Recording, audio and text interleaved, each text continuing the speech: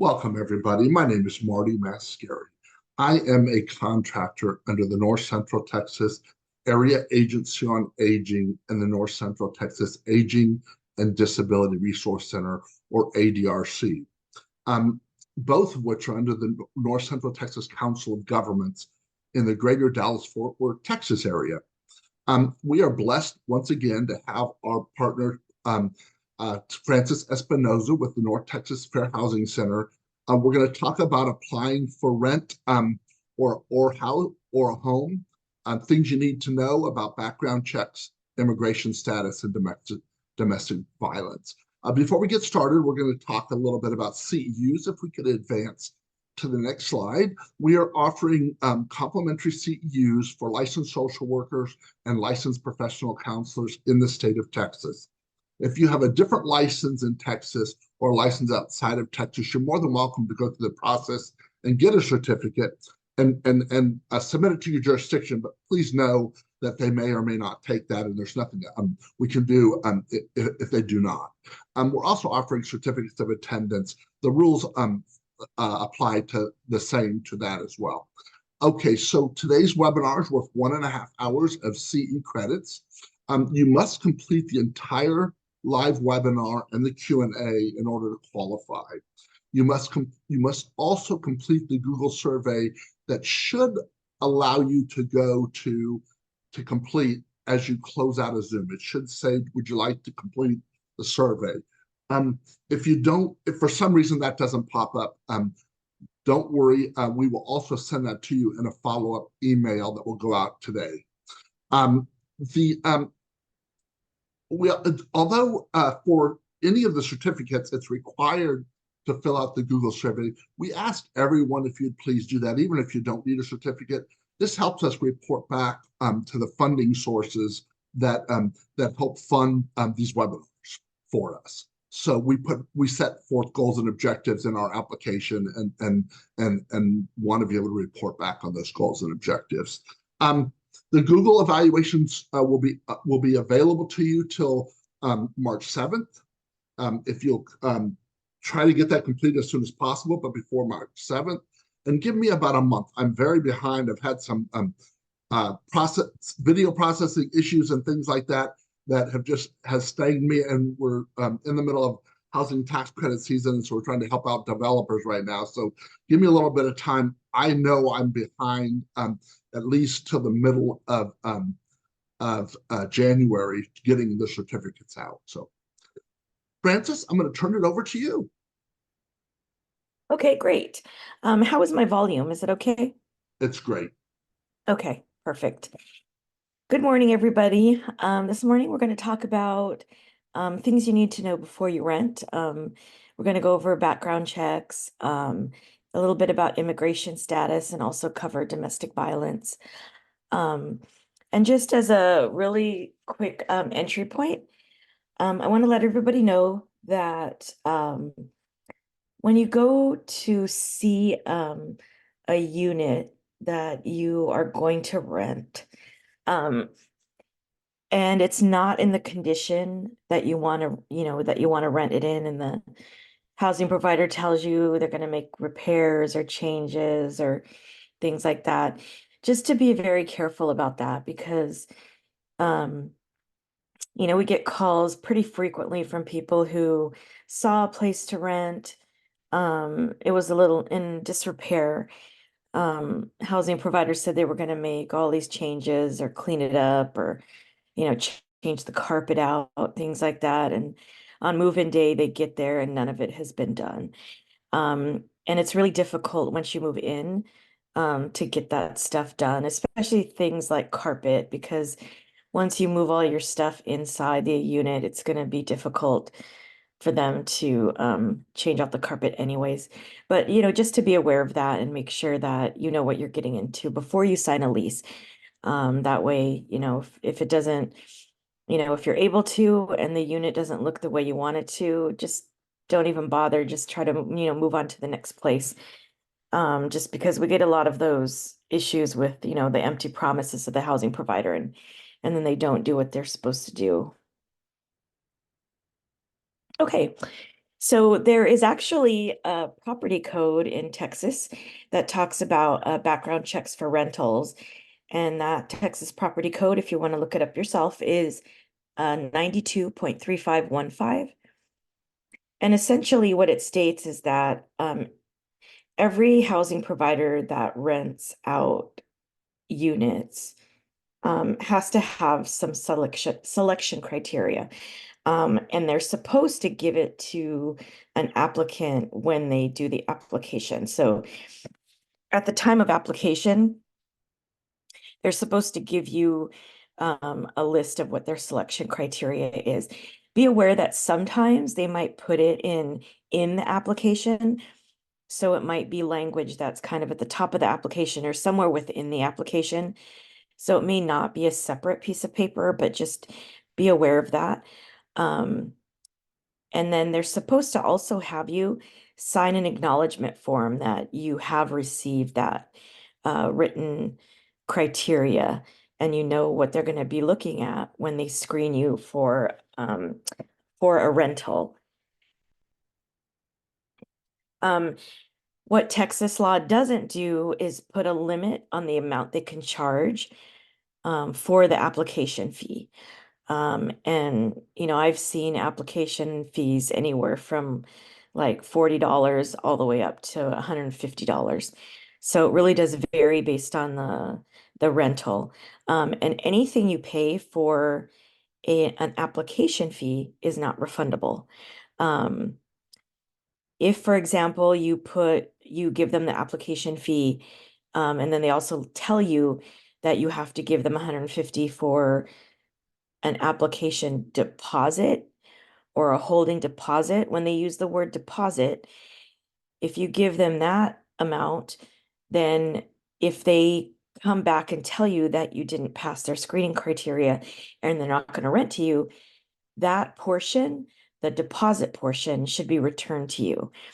Now, if they go through the screening process and tell you that they will rent to you and they're ready for you to sign the lease, and then you decide you don't want to live there anymore, they can actually keep the deposit portion as well. But just know that you're never going to get the application fee back. That's always going to be something they're going to keep. And they use, regardless of how much it is, they do put some of that towards the background checks, whether it's uh, like what do you call it? A financial background check or a criminal background check. And there are some companies that do both with one fee, but they might get those done. They might also get those done separately. Okay. So there's also a list in the property code, that same section, 923515, that says that any screening criteria that the housing provider has, they have to apply that to everyone equally. And so there's a list of legitimate reasons that they can use, such as criminal history, previous rental history, current income, credit history, and failure to provide accurate and complete information on the application. So if you missed a portion of the application, they could actually use that to deny you. Or if you lie on an application, and they find out, they could use that to deny you housing. Okay. So let's talk a little bit about criminal background, because criminal background in and of itself is not a protected class under the fair housing laws. But HUD has issued guidance memos about criminal background because it does affect a fair, percentage of the population, and it also has a disparate impact on certain groups. And so HUD does recognize that disparate impact. So the HUD guidance policy says to not deny housing just simply based on arrest records. So I've had a lot of people call us that have been denied housing because they have an arrest or a charge on their criminal background, but that isn't a conviction. And so housing providers need to look closely at the criminal background check. because they can't deny somebody just based on a charge or, the fact that they were arrested 5 years ago. The criteria they should be using is there a conviction and what is that conviction for? So the next thing is housing providers shouldn't have a blanket ban on everything. So their criminal background policy can't be something like, they deny everybody with a felony or a misdemeanor on their record. Their policies have to be more tailored, specifically to convictions that might um, might be determinative as to whether you're going to be a good tenant or not. So, for example, if you have either a criminal, a misdemeanor, or a felony for, say, driving while intoxicated, um, that may not be evidence of whether you're going to be a good tenant or not. If you have a conviction on your record for any kind of, drug possession or, manufacturing drugs or distributing drugs, that could be something they could deny you for, and that probably would be reasonable for them to do that. Um, because, maybe they don't want to have somebody that could, with the potential of doing that on their property. So what the HUD guidance tells housing providers is to have a criminal background policy that's more specific and more tailored instead of one that just is an all-out denial for anyone who has any kind of criminal background. Um, the guidance also talks about conducting these background checks consistently. So performing them, if you're going to do a criminal background check, and if a housing provider is going to have that policy, they have to run a criminal background check on everyone and not pick and choose, based on stereotypes who they think they need to check a criminal background on. Okay. So denying an applicant because of a criminal background, criminal record, or criminal history, that might be a proxy for discrimination. And so if you feel that that has happened to you, you need to try to gather evidence to make that determination to see if that is what happened. So some examples are say a housing provider did a criminal background screening on a Black applicant, but not on a white applicant, or a potential tenant who's Black was told upon entering the rental office that they don't rent to people with criminal records. Because if they're going to make that statement initially, when somebody walks through the door of the rental office, they should be saying that to everybody and not saying it just to a certain group of people. Another example, housing provider rejected the application of a Black applicant who had a criminal conviction that was 8 years old under their 10-year policy, but rented to a white applicant who had a criminal conviction from 2017. So one of the things that housing providers need to do, rather, when they're tailoring their policy, is, put a certain number of years in there. So that if somebody, who rents, if they have a 10-year policy or a 7-year policy, so say they don't allow people with, specific convictions, say specific felony convictions, that they say, that are less than 7 years old or less than 10 years old.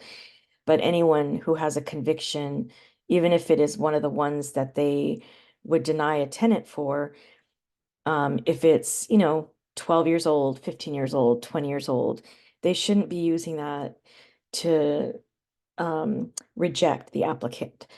And so, that's one of the issues that we get calls on a lot, is folks who they do have something in their criminal background, but it's very old. It's something they did maybe when they were younger, or, something they did and then, they haven't had any run-ins with the law since, and it's been, over 10 years.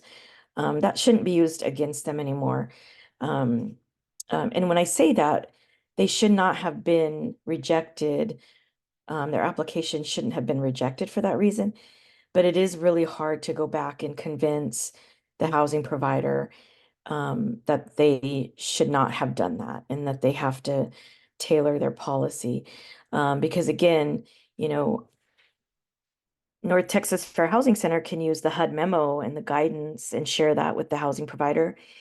But because criminal background specifically, like I said, in and of itself isn't a protected class, it's very hard to leverage that HUD memo to force housing providers to rent to somebody. So just be aware of that. It's something that, we can try to do and we can advocate for you. But it's really difficult to convince the housing provider to change the way they're doing things.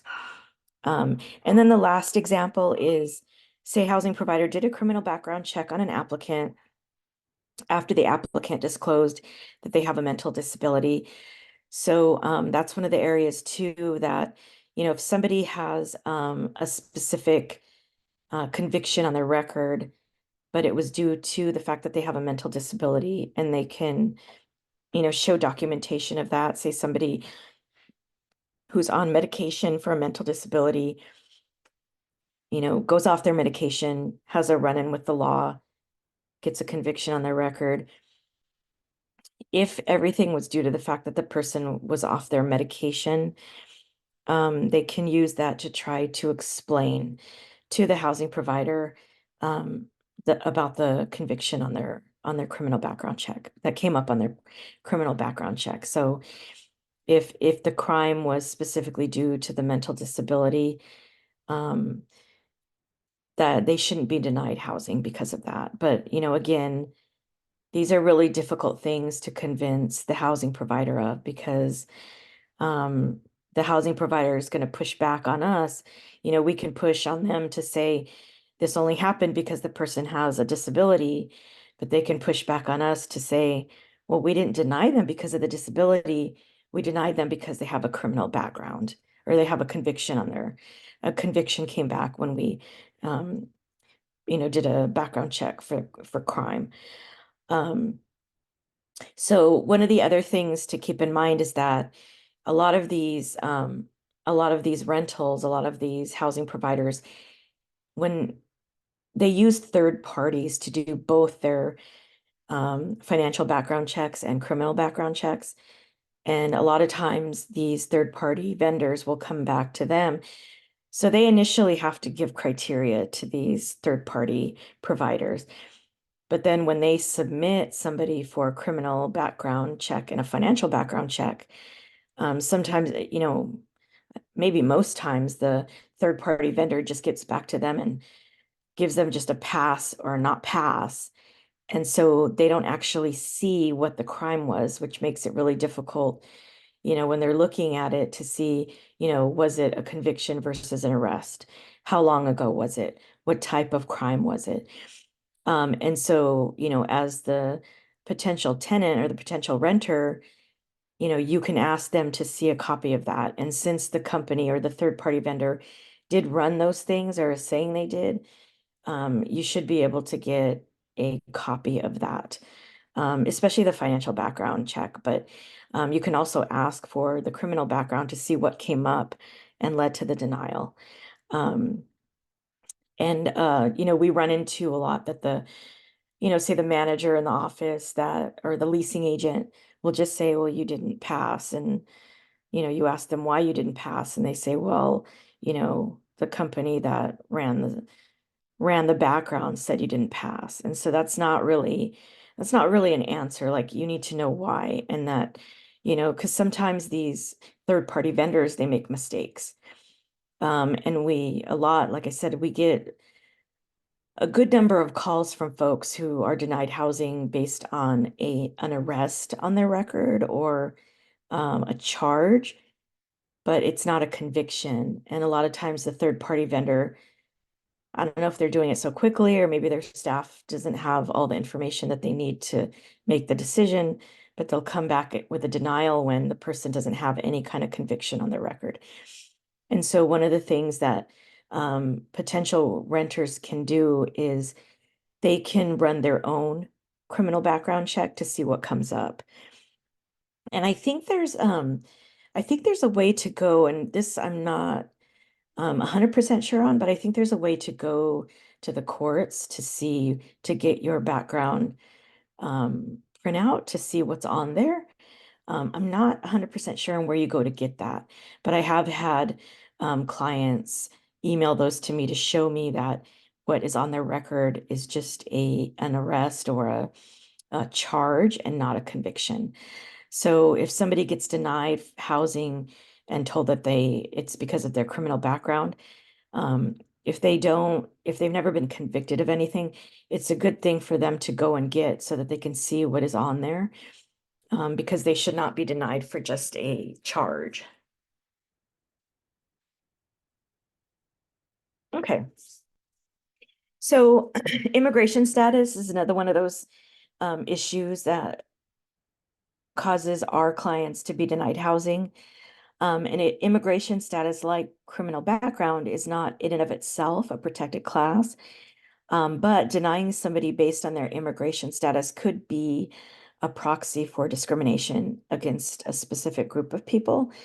In our experience at North Texas Fair Housing Center, that group of people has typically been the Hispanic population, because we've had cases where specific documentation is required by the housing provider. And they've denied our Hispanic testers based on that, but not, for example, our Asian testers. And so sometimes these housing providers will use immigration status as a proxy for national origin discrimination. And national origin discrimination is protected under the Fair Housing Law. Um, the difficulty there, though, of proving it is you have to be able to show statistically that there is a disparate impact on a specific national origin group. Um, and so some of the things that we see pretty frequently are rental units that require additional documentation to rent. And, they're asking for pieces of information that they know, for example, somebody who's undocumented may not have. Um, they might also claim that, a specific sector of the population, has violated other laws. Like, for example, we've had cases where people who are undocumented are denied housing, with the claim that because they're undocumented, they've already broken the law related to their immigration status. So what's to stop them from breaking other laws while they're living at the property? Um, and then another thing that we see, and this is probably the most common thing that we see, is that housing providers will require a specific kind of ID. And they specifically might ask for, here in Texas, a Texas driver's license. But they should be accepting any non-expired photo ID. So for example, if somebody, regardless of whether they're undocumented or not, if they have, say, if they're from Mexico and have a Mexican passport that isn't expired and it had, those are valid photo ID, the housing provider should be accepting that in lieu of a Texas driver's license if the person doesn't have a driver's license.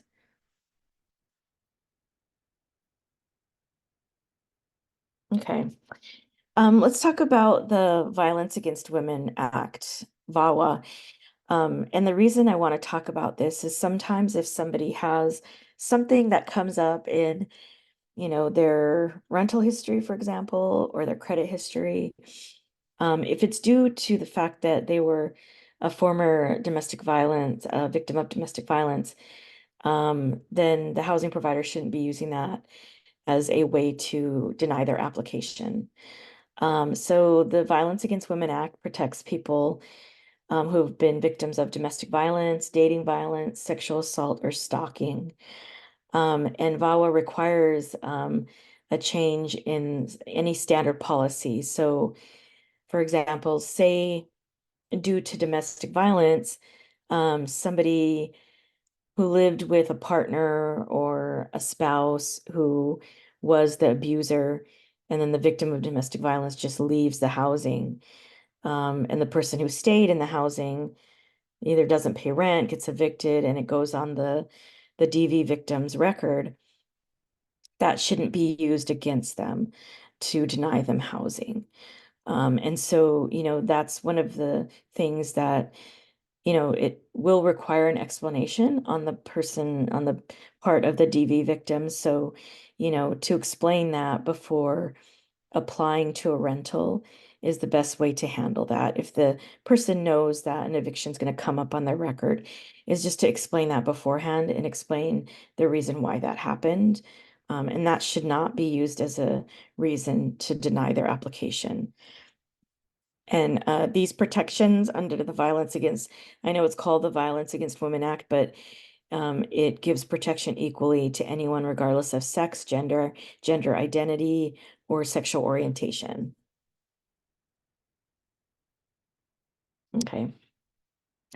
So for a person, if they have to explain an eviction on their record, for example, um, they need to have some kind of documentation to show what happened. And there's types of documentation that they can use for that. And, one is some kind of letter or certification from say, a social service provider, attorney, medical care, somebody they were under the care of, somebody they went to report it, could be a domestic violence shelter, for example. Um, they could also use like a record or report from a federal, state, tribal, territorial, or local law enforcement agency. And they can also use a statement or other evidence. They can do a notarized statement of what happened to them.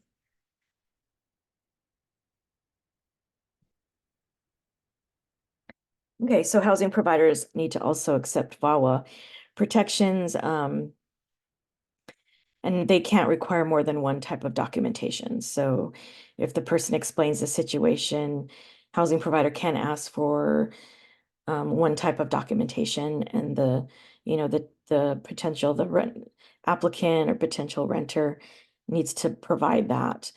There's also a specific form if somebody lives in HUD housing or affordable housing, for example. Um, it's HUD Form 5382. It also applies to public housing authorities, um, and non-subsidized housing providers. They could require to see a copy of a protective order. Okay.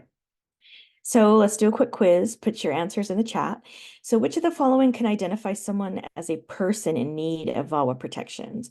There may be more than one answer. What do y'all think? Is it A, case manager at a domestic violence shelter? So they write up a statement, an incident report from security on the property, an anonymous letter from a neighbor, written statement from a tenant. What do you all think?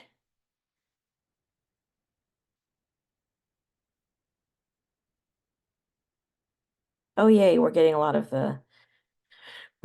people saying E, and that's correct. All of those things can be used under VAWA as a form of documentation to show what happened.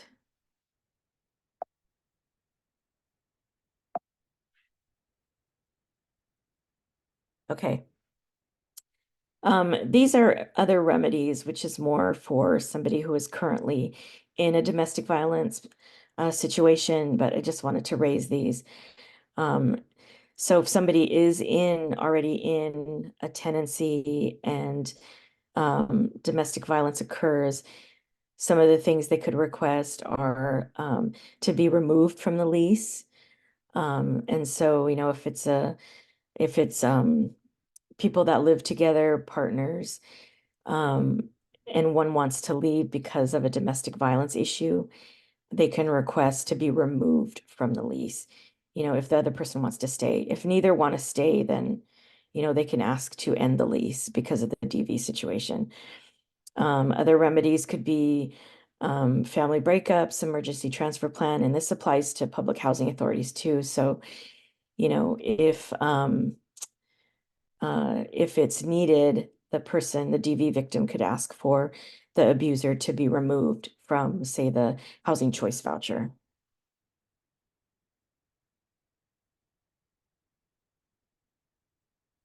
Um, and there are exceptions for policies against criminal activities. This also applies to the Public Housing Authority.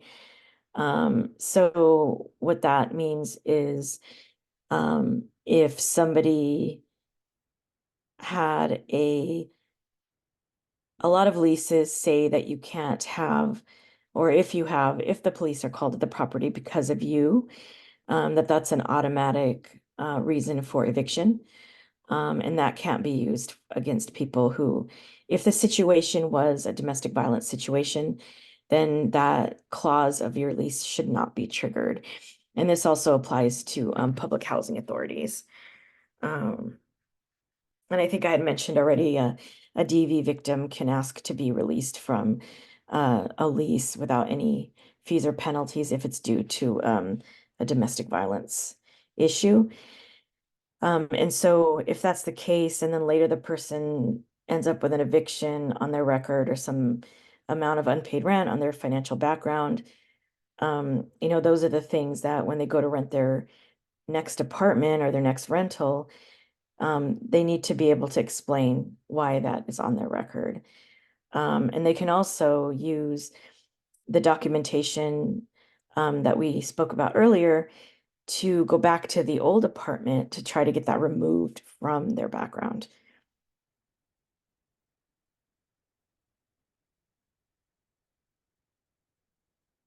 Okay, and these are more remedies. So I talked about, the police being called to the rental because of a domestic violence situation that could trigger any kind of nuisance issue, um, breaking a lease or transferring buildings, non-subsidized housing. So again, these are things that most typically are issues that are going to be faced by somebody who is in housing and has a domestic violence issue. But if any of that affects their criminal background or their rental history or their financial background checks, then those are things that they can use these same pieces of evidence or these same documents to explain the situation when they go to rent their next unit.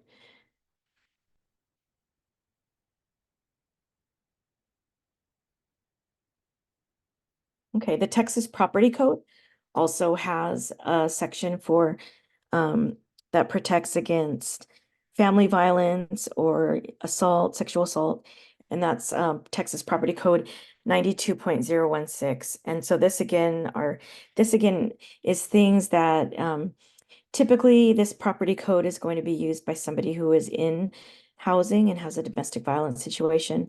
But these are all things that, if anything ends up on the person's criminal background, like I said, or financial background check, then these are the same pieces of evidence, or this is the same documentation that they can use when they go to rent their next place to show that, whatever is on their background was due to a domestic violence situation, and then it should not be used to deny their application. And so those pieces of documentation under Texas Property Code can be proof that they had a temporary injunction or a protective order issued in their for the situation. And then 92 Texas Property Code 92.0161 is very similar, although this portion of the property code is actually easier to use. It is broader in the types of documentation that can be used to show what happened.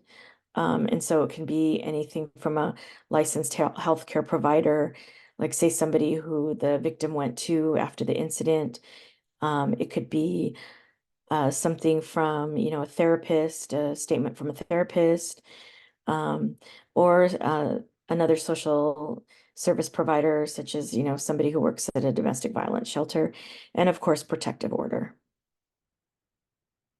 So one example that happened to a client who contacted us, she did have an eviction on her record. And when she went to rent, and it was actually, her name had finally been called up on the wait list for an affordable unit. When she went through all the background checks, they told her that she had an eviction on her record. And she knew that that eviction on her record was due to a domestic violence issue. And so we helped her go back to the last housing provider to get that removed from her, to get a letter first to explain the situation. And then, eventually they took that off her rental history or her financial background because it said that she had owed some money to them. Um, Getting it off of your financial background takes a little bit of time. And that's why we got the letter from the former housing provider explaining the situation. And once we were able to get that letter, she brought it to the affordable unit that she was applying for, and they they went rented to her. They didn't deny her application, and she was able to get a unit and move in. And so those are ways that you can use these things to, try to remedy a situation that shouldn't have been something that shouldn't have gone on the on your background for to begin with. Okay. So if you need an advocate, if you have been denied housing based on something that some sort of criteria that housing provider uses to determine what applications they're going to accept and which they're going to deny. If you've been denied, then that's something that we might be able to help with. So you should reach out and we can, give you information on the situation and then, go over next steps.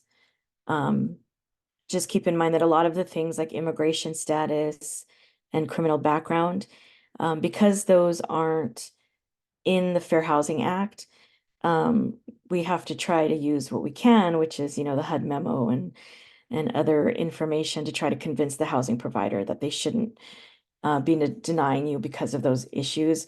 And I'll be honest, it is difficult to do that. It's probably, 50-50 as to whether we can convince them to not use it. But, there's no harm in trying. And so you can reach out to us for assistance. Are there any questions? There are a couple of things here. GPs. Okay. Well, I guess these are more comments of where people are coming from, but I know there's a couple in Q&A.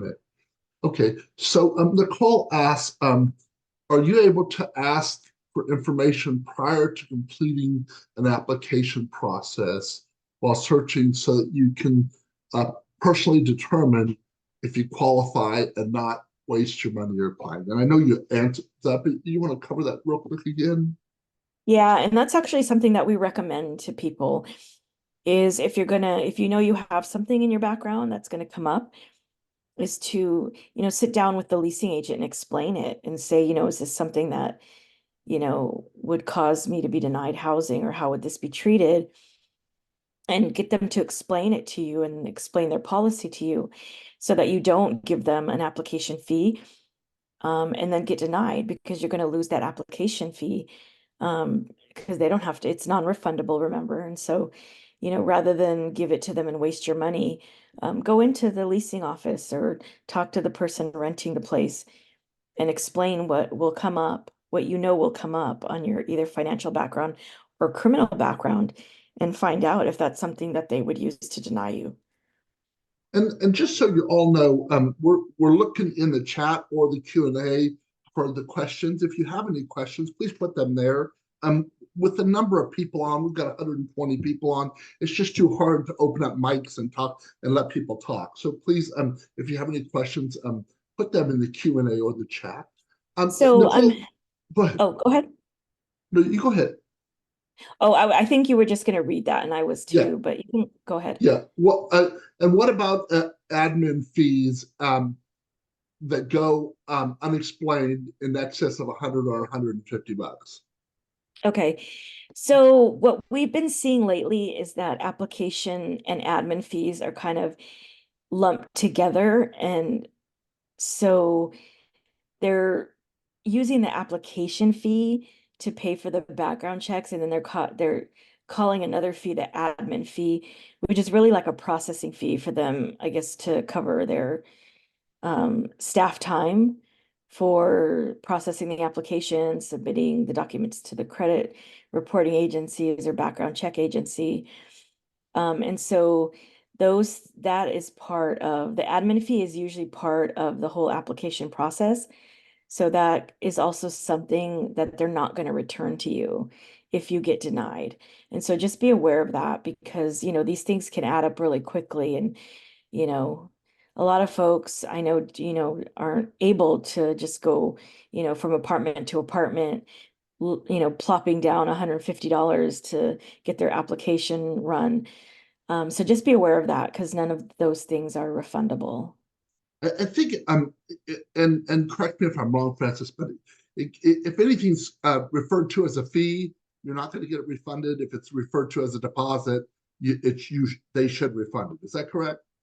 Yeah, that's a good rule of thumb. So just, be really clear and be really aware that you understand what they're calling each thing. And you can even ask if you're concerned about it before you give them the money, ask them, is any of this refundable if you deny my application? Because if you, like I said, if you know there's something that's going to come up in your background when they run it, um, talk about it with the leasing agent first, or if it's a single family home and so, it's an individual renting it or, a realtor renting it out, as an agent for the owner, just be really upfront with them about what they're going to find and if that's something they're going to deny you for. Yeah.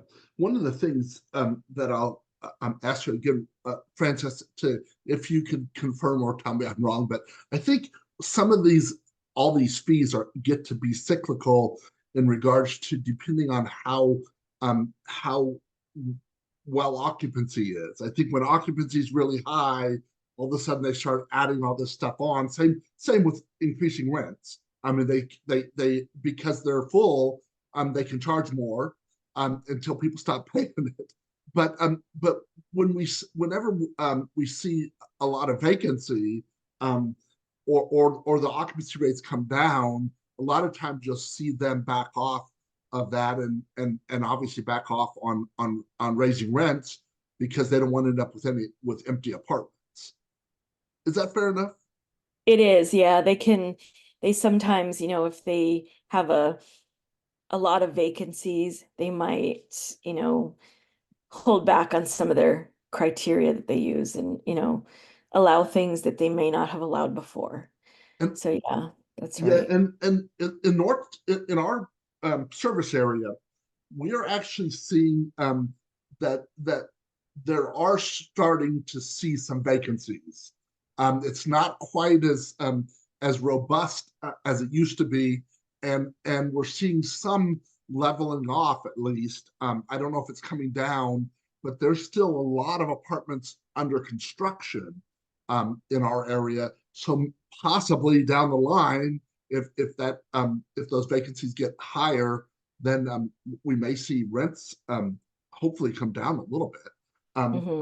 And the Federal Reserve Bank, I was on a thing they put on here recently, and they're saying the same thing that they're seeing a little bit of an oversupply, or at least it's starting to level off, both with new units coming on and rent increases. Hmm. So So this is a really good question, from Nicole. Is the background arrest versus conviction example the same for private landlords or just tax credit or subsidized properties? So yes, the criminal background versus conviction, that analysis is the same regardless of what type of housing it is. The one exception there is public housing or subsidized housing. They might have specific criminal convictions that they cannot, that they don't allow. That could be different from other non-subsidized landlords. Because usually, subsidized properties are really, really strict with the kinds of convictions, like for drugs, for example, that they won't allow. And um, that's could be different. Probably maybe the same for private landlords or, um, we call that kind of regular market rate housing, but But yeah, they should not use arrest to deny somebody just conviction. Um, Nicole asked, aren't there tiers to backgrounds and credit checks that may not be an option for consumers as opposed to landlords, meaning they are more extensive? So I'm not sure I understand the question. Yeah, Do you I'm not understand sure I that? understand that. Although when you mentioned tiers, that brings up that, one of the Yeah, things housing providers could do is, um, and I've seen this happen based on your credit history, your deposit might be different.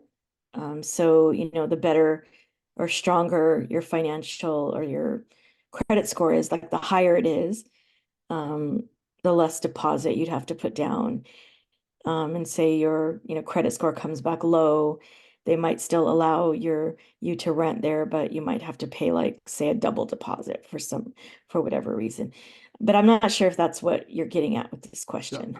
And I'm not sure if you're asking if there are different levels of when they're asking for a background check, if Mm. there's different levels they might go Well, into. generally what happens is I don't think there are different levels. I mean, I could be wrong on that, but I think, like I had mentioned before, it's the housing provider. If they're using a third-party vendor to do these background checks, credit and criminal, um, they initially have to set the parameters for those.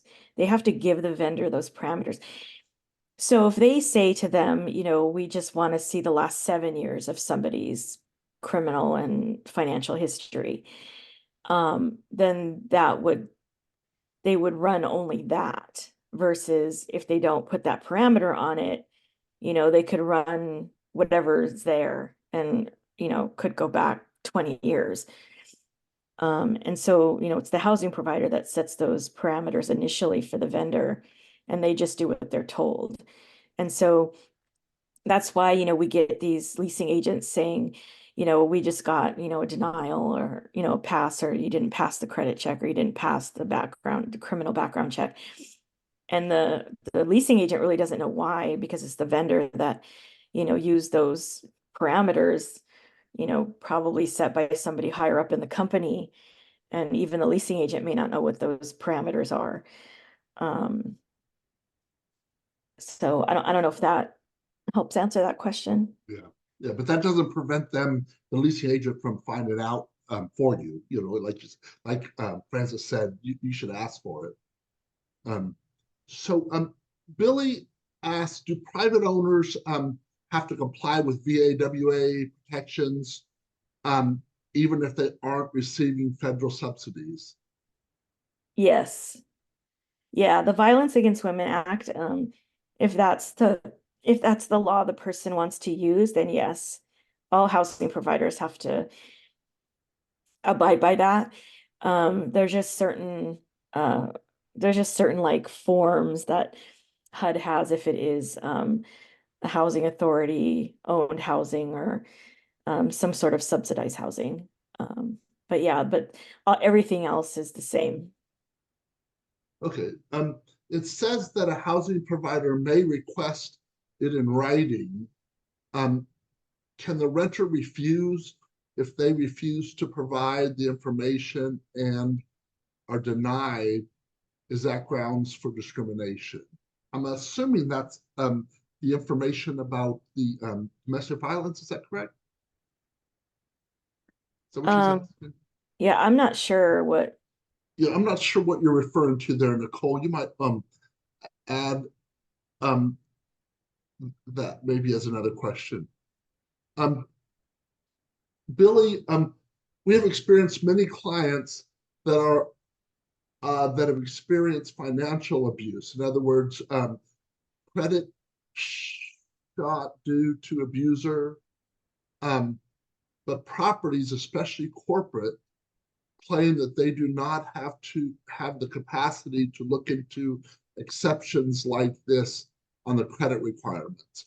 So I'm assuming they're saying that the perpetrator has done something to screw up the credit for the victim, and now the victim's getting discriminated by. Is that right? Is that what how you read That's that? what yeah, that's how I'm understanding it too. And I think, specifically, the things that the victim of domestic violence, should be able to explain is anything on their credit report that is unpaid rent or any eviction on their record. But if it's something like the abuser, took their credit cards and maxed them out, that really, I mean, that really isn't something that, can be helped by the domestic violence laws, because that's just that goes beyond what, might have happened in housing. And we're, specifically focusing on, or specifically, these laws help people who have things on their background that are, related to the housing, um, and happen because of a domestic violence situation. So, if somebody took all your credit cards and maxed them out, that really doesn't have anything to do with your housing situation. It is, it's bad. It's really, unfortunate, but housing providers don't have to make any exceptions if your credit report comes back with that kind of stuff on it. I mean, like I said, specifically for DV victims, we're looking at them, making exceptions for, evictions that were based on DV, or unpaid rent that was um, caused by a domestic violence situation. Um, if a person who violates, I'm sorry, if a person who violated them stays in the same complex, are they able to use that to get out of their lease as well? Yes. If due to any kind of, domestic violence situation, or, in this case, and I may be reading the question, I may be assuming wrong in the question, but it sounds like, two people lived in two different apartments, and then there was maybe some type of sexual assault or stalking or something like that. Then yes, the person who, is the victim there and does not feel safe living there anymore can ask to have their lease terminated, without any fees or penalties due to that issue. And then if you go back to, I think in that situation, the Texas Property Code would probably be the best way to move forward on that, because they can show, if they had to see a DV worker after the situation happened, or if they had to seek medical attention, or if they made a police report. Those are all the things that they could show to terminate their lease without any fees or penalties. And And Francis, if they that's something because the Texas Property Code is really clear on that. That's why I would use the Texas Property Code. And it's also something that, we can get involved in and help advocate for the person. I did have a situation like that happen with one of my clients where, he had somebody who came to his apartment, assaulted him. And then, like maybe a month later, moved into the same building in an apartment on the same floor as the person he assaulted. And so I helped my client terminate his lease early without any fees or penalties so he could leave the situation. And he had done a police report after the incident happened. And so we were able to get a copy of that police report and use that for documentation. and is it true, Francis, that if that person, even if they relocate to a new apartment, if the perpetrator finds them, um, and there's proof of that, can they not relocate again too? Use Yeah, they can. use it again?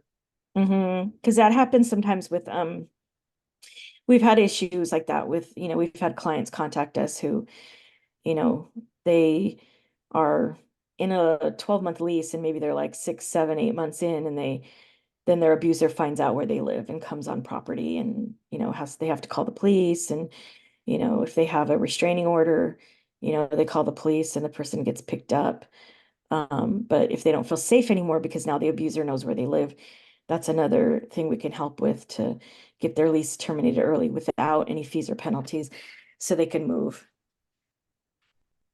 And I know part of that because we did housing in several areas, but part of that is a lot of times the perpetrator, and that's part of what goes along to it, ends up giving up that information um, because of that cycle of Hmm. that they get into. Somebody asks, what is the length of time to expect an item to be removed?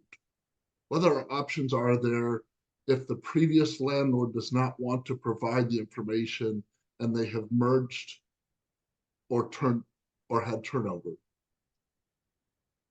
So, I think this idea that something eventually falls off your record or gets removed, um, I don't think that that's true. I think, if something is ages, if something's like, 7, 10, 15 years old, it's still going to appear if they run your background for that length, all the way back to that time.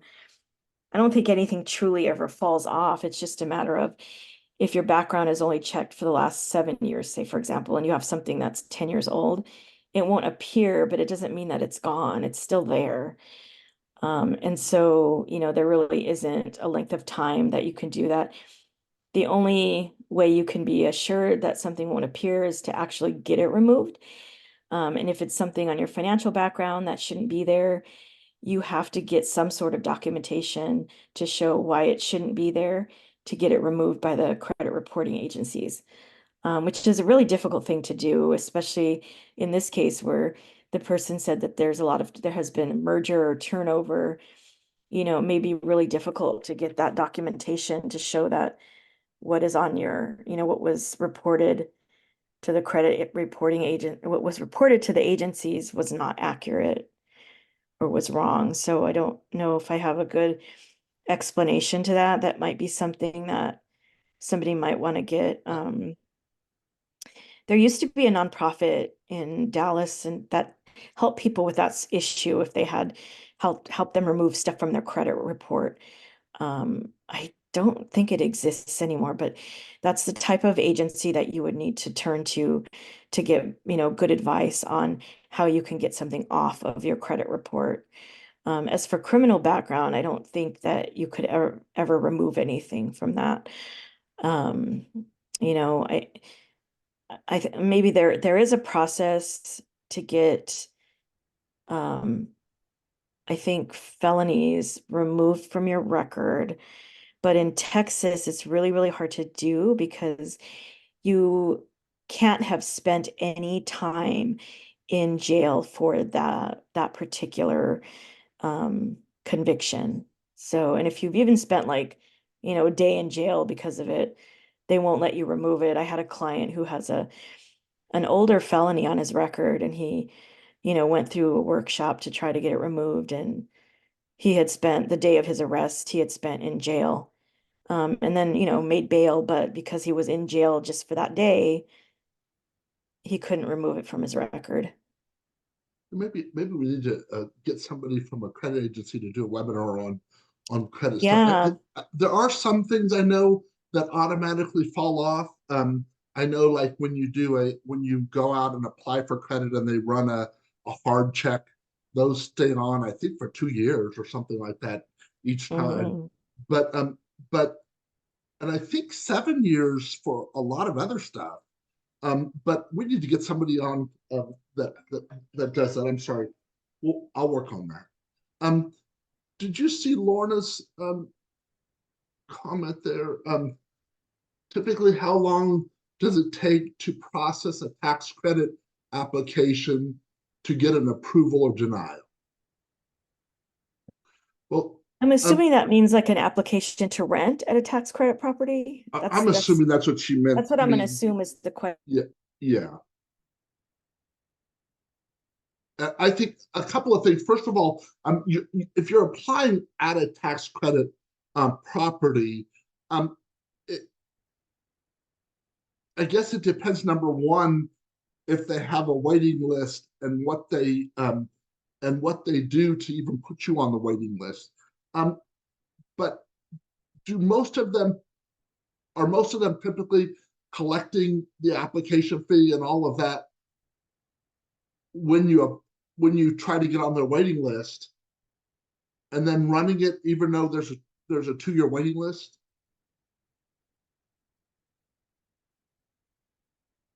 Does that make sense? Oh, did I lose you, Francis? Oh, I guess we've lost Francis. I am so sorry. Somehow we've lost. We'll see if she comes back with us. Um I believe that I believe the tax credit properties aren't going to be much different. I don't know if there's an actual turnaround time that they're required to meet or not. I just don't know the answer to that. I apologize. And you can be happy to email that to us, and I can forward it to Francis, and we can check on that and email you back if you'd like.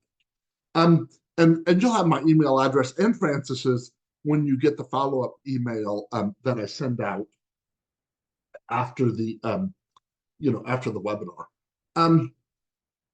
There's a okay, hold on. I'm going to put you on hold because Francis is calling me. Hold on just a second.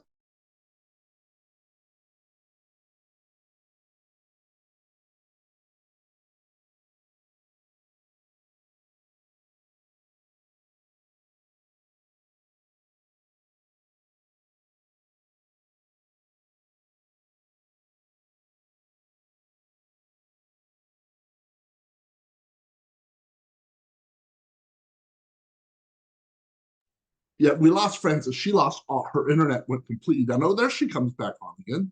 Let's see if Back. she. There you are. Can you hear me, Francis? Hello, hello. Maybe hopefully she'll get back on. But I'm sorry, y'all, for technical issues, but she's lost her internet, and we'll just try to keep rolling here as best we can, and hopefully she'll be able to come back on. Francis, can you hear me? I can hear you. Can you hear me?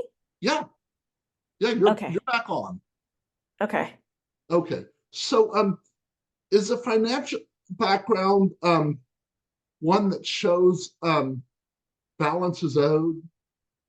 Can you tell us what agencies landlords report to so that we can do our own research and make a request for them to them as well?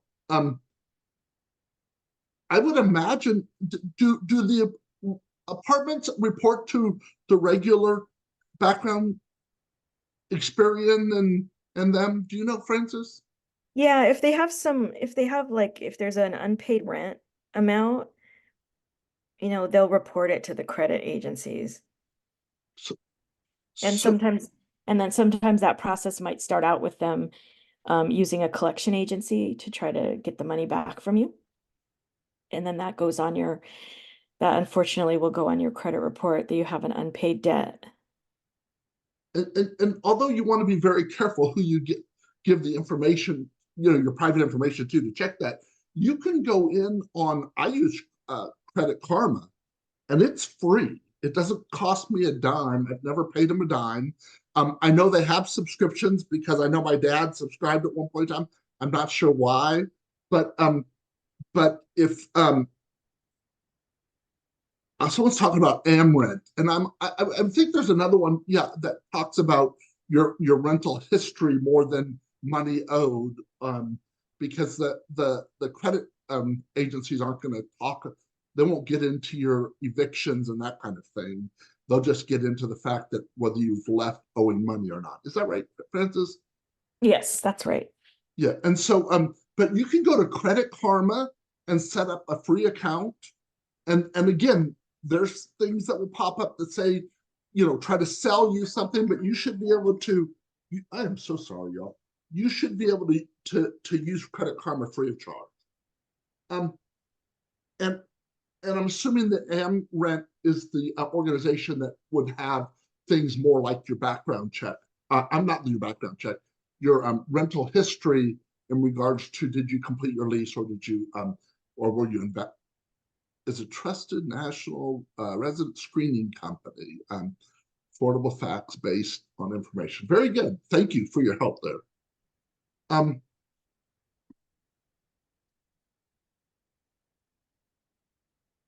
is it typical to last a month or more, I guess, for them to get back to you on your application? Do you know, Francis? Um, are we talking about affordable housing again, or? Yeah, yeah. She's asking for tax credit properties in regards to you once you apply and you give them. I'm assuming you give them your fees. Um, is it typical for it to take a month or more for them to get back to you to let you know whether you've been approved or not? I guess to get on the Um, waiting list.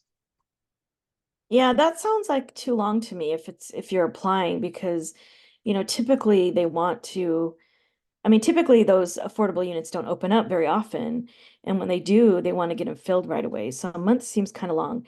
If they're processing you to just be on a wait list, then, that might not be their primary priority, and so it might take longer, but I would assume to fill a unit if they have an opening that they would process it a lot quicker than a month, but you know, it's hard to say what else they're dealing with.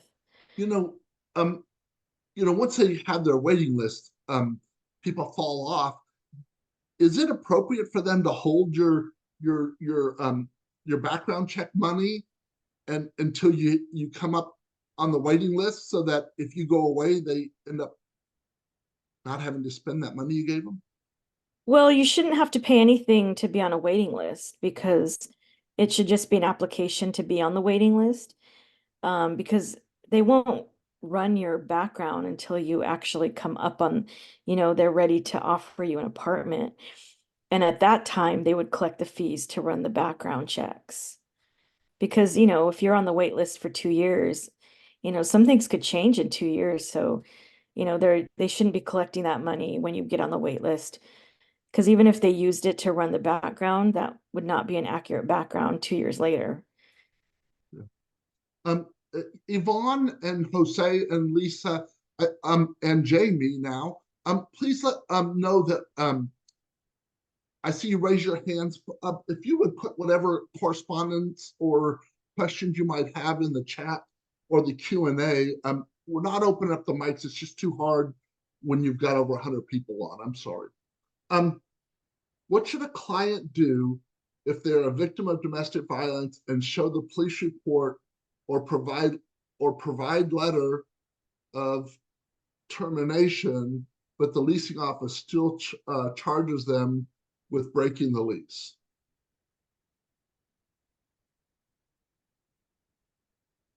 Um, I, I think they come see you.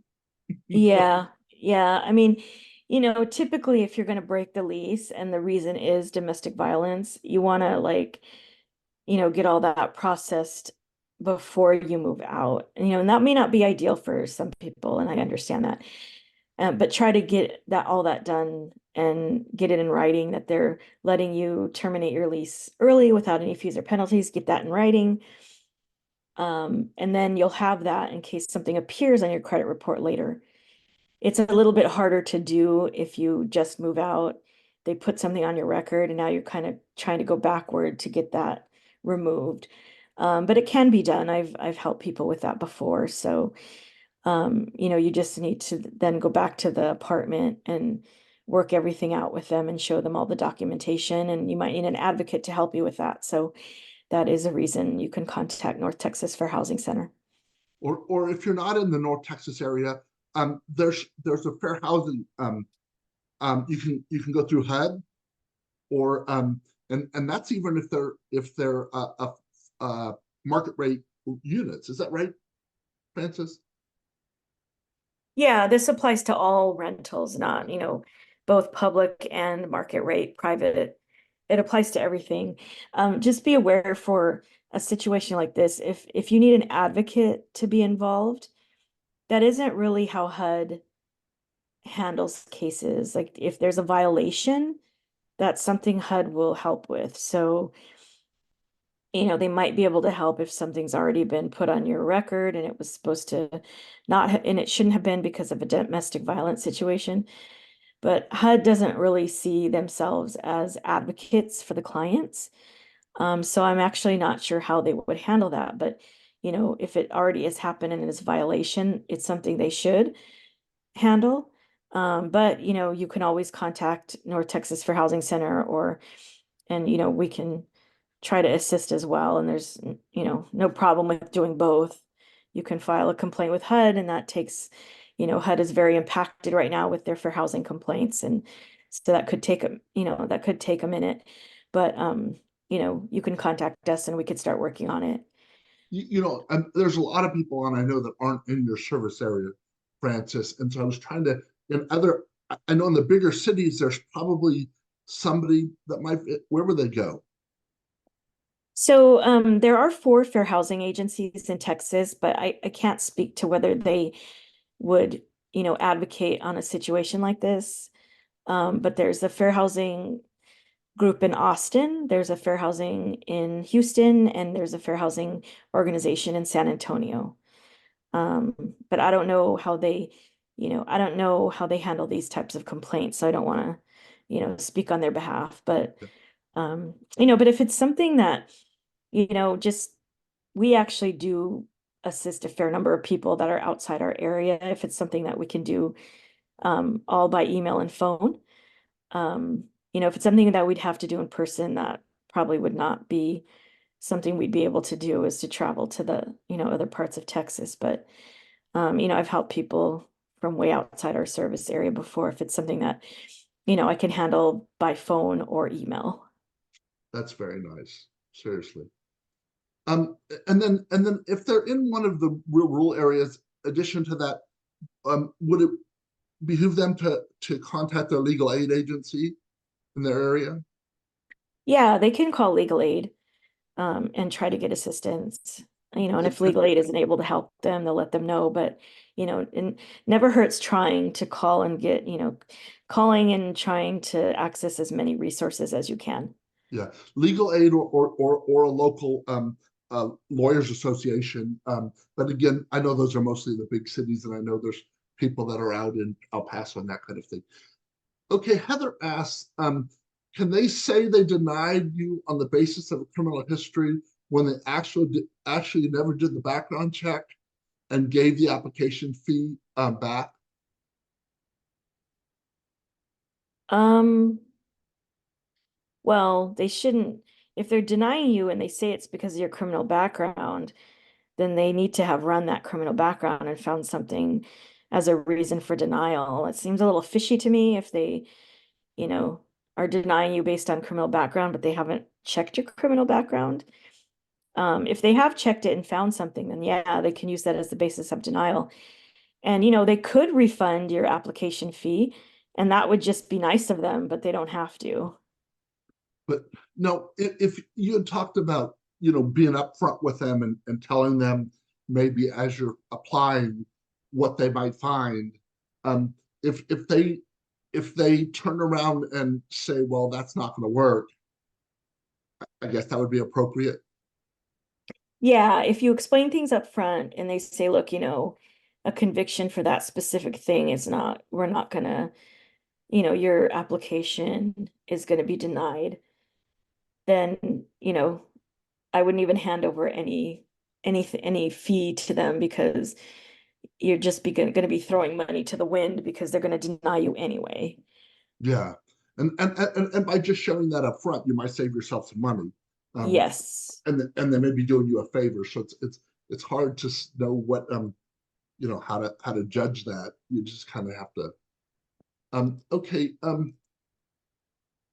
When a person is using the HUD website to try to find a place to live, is there a way for them to find locations that are safer than others? For example, is there a specific religion or race that has been marginalized and mistreated? No, I don't think you're going to Yeah, no, find. you're not gonna Yeah, find that. And as far as like safety, Like there are a couple of resources where you can look for, at least affordable units that are available. But as far as safety, like no one's going to give you any kind of statistical information on that.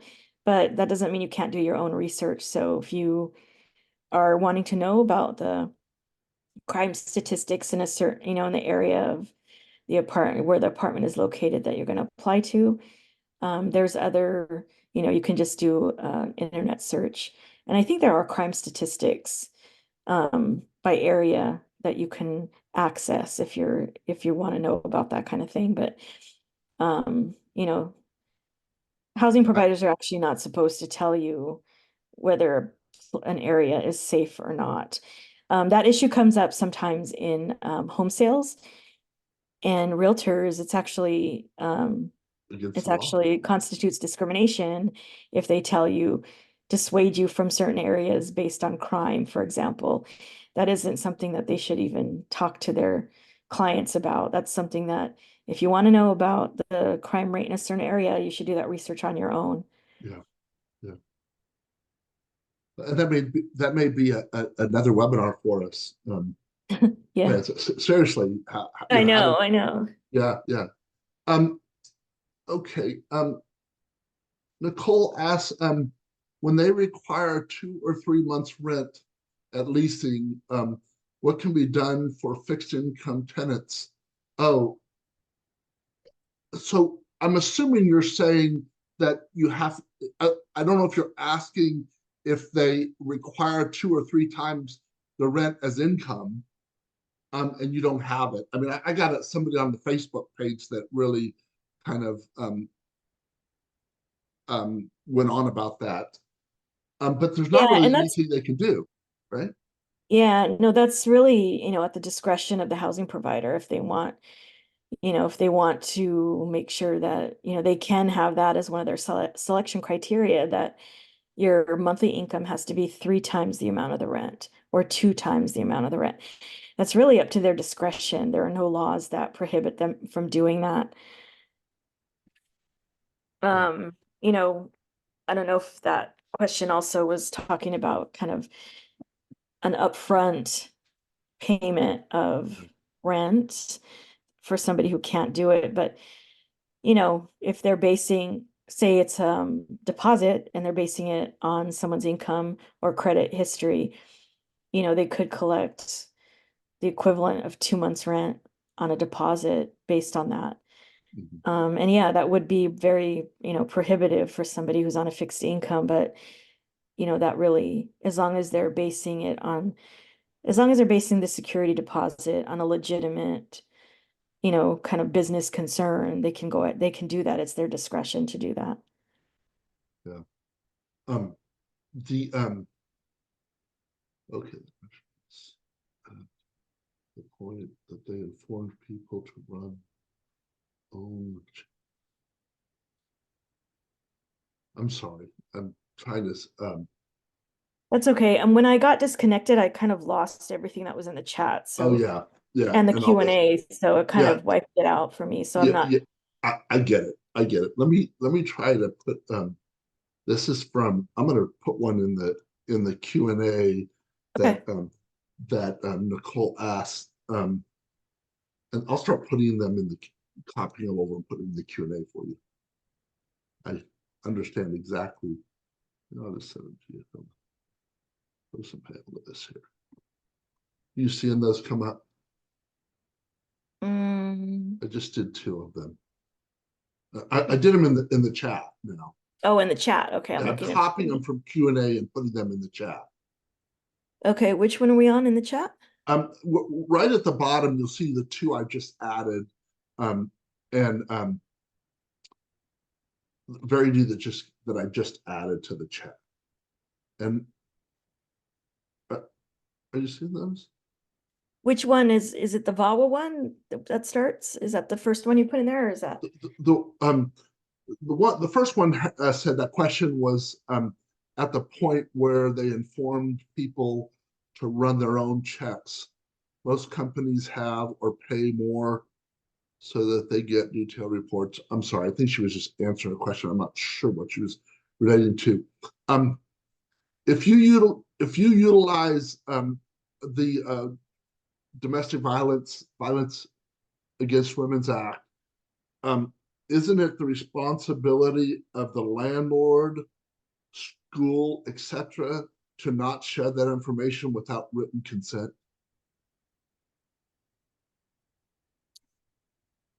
Well, if it's the person, you know, the housing provider will ask the victim of domestic violence for that information. And if they don't want to turn it over, they don't have to, but then they won't get the protections of, they won't get the VAWA protections. So I'm not sure, they're not, the housing provider isn't asking that information directly of the, medical care provider or the social worker, whoever. They're asking that information from the DV victim, and it's the DV victim that, needs to get the information and bring it back to the housing provider. So if the DV victim doesn't want to share that information, that's their right. They just, may not get the protections of VAWA. Um, I just put another one in there. This was a follow-up to Billy's earlier question about the victims against, I'm sorry, Violence Against Women's Act. Um, he asked, how would a victim get a property to consider financial abuse situations? What might be causing them to be denied on their application? I want to get more detail. Well, can I answer the Yep, first part? Because the you go first ahead. part of that is, do private owners have to comply with VAWA protections regarding denying applicants, even if they aren't receiving any federal subsidy? Yes, VAWA applies to everything, not just VAWA applies to all properties, not just subsidized housing. And then the second part, how would a victim get a property to consider a financial abuse situation that might be causing them to be denied on their application? Well, typically, I think I had mentioned before, just a general financial abuse situation is not something the housing provider needs to consider. I mean, if something comes back on somebody's credit report, regardless of how it ended up there, it isn't really for the housing provider unless it's, unless it was, like I said, a specific housing related um, item that appears on their financial background check. So, like I said, unpaid rent or an eviction, those are things that they can, the DV victim can explain. But, like I said, if it's an example like I had given before where, the abuser gets a hold of the person's credit cards and just, maxes them out, or there's some other kind of financial abuse that really isn't covered because it's not something that is connected to the housing. It's not something connected to housing like an unpaid rent bill or an eviction would be.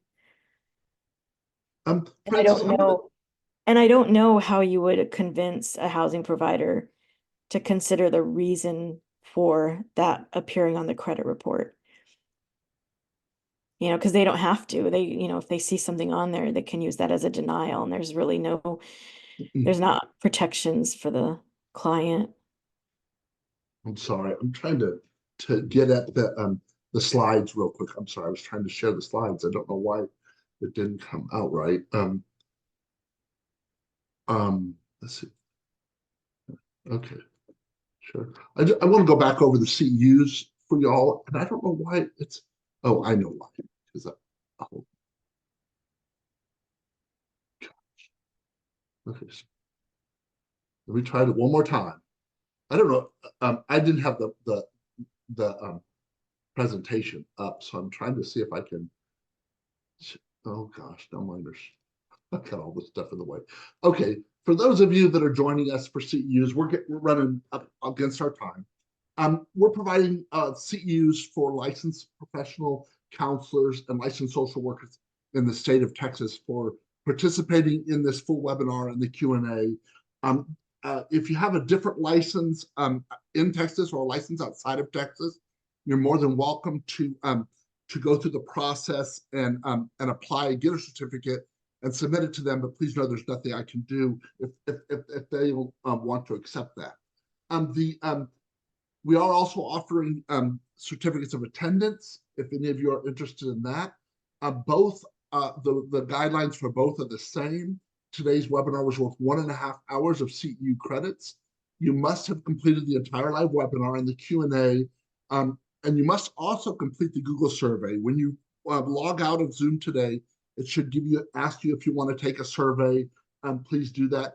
But if you don't get that, I'll also be including that link in a follow-up email that will go out later today. You have a week to complete that to the 8th, and then give me about 4 weeks after that to get those out. I'm very behind at the moment because of some other issues. So please give me a good month to get those out to you. Now, the next thing we want to make sure I talk about real quick is our next clinic. We do a tenants rights clinic every month with Francis, and that will be on Wednesday, February 14th. And so please, the link to register for that will also be in the follow-up email as well, along with information on several other webinars we have coming up. Oh yeah, February 14th, March. I'm so sorry. I cannot believe that got there. You're absolutely right. What's the date for March? That is my fault. Thank you. I don't I got it. know I got it. off the top of my head, but I I have can. it. I have it Okay. right here. It's the 13th of March. I'm sorry, it's March 13th. That's the wrong one. Sorry, my fault. And so please, the link to that will be in the follow-up. Francis, thank you so very much. Oh, of course. I hope everyone found it informative. And, when you do the surveys, let us know about other topics you want to hear in the future, because that'll help us formulate, our webinars for the rest of the year. Yeah, yeah, and and please help us spread the word about these webinars and the especially the clinics. But anything we do, help us get the word out to people that can use it. We're here to help as many people as we can. Thank you, Francis. Thank you, Marty. Thank you, Bye. everyone. You all have a great day. Bye-bye.